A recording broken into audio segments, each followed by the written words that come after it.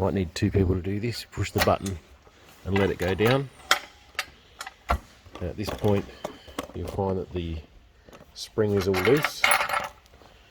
Grab a pair of pliers and undo the D-shackle.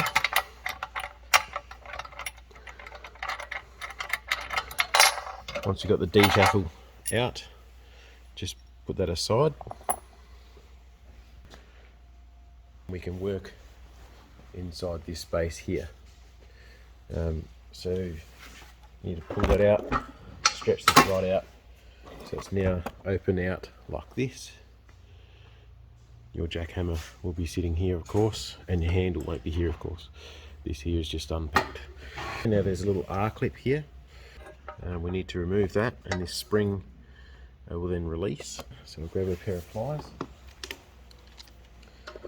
and give that a tug, and the R-clip's out, and the spring is now between these two faces and not holding the pin.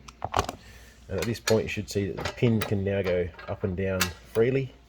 Now I've found that there is a adjustment in here, and that is this nut here.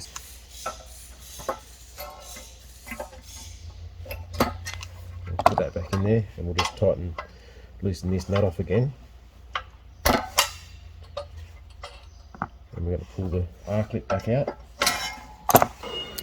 Now to make this cable here longer, we're just going to wind this knuckle out of the pin. Now just hold this cable end and then turn the pin. Now if you watch this gap here where the nut is against the pin, you'll see that it's winding out of the pin. So I can now adjust this, and we're getting more and more cable length essentially. So here I've added about 8mm to the length that I had. Now when you pull the lever, you need to make sure it's all the way back here, so it's touching the nut and it can't go any further back inside.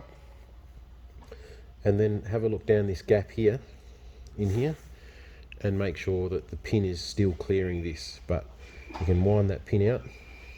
So I'm going to wind that out, hold the lever down again, and I wind it out until I can just see the pin through this steel here, but still missing this. So I can see the end of the pin now on this face. I'll wind it back just about there. Once you've set that up, wind the nut up to the end, and we'll put this R-clip in there, stop it from turning again, and we'll tighten up the nut. Just nip up that nut only, it doesn't have to be very tight. So we've now got the pin pushed into the hole here, and we need a 17mm open end spanner, and we're going to put this between the springs here like that. Again, I've got the R-clip in one hand, the spanner in the other. You might need two people to do it. Pull that back so you can see the hole.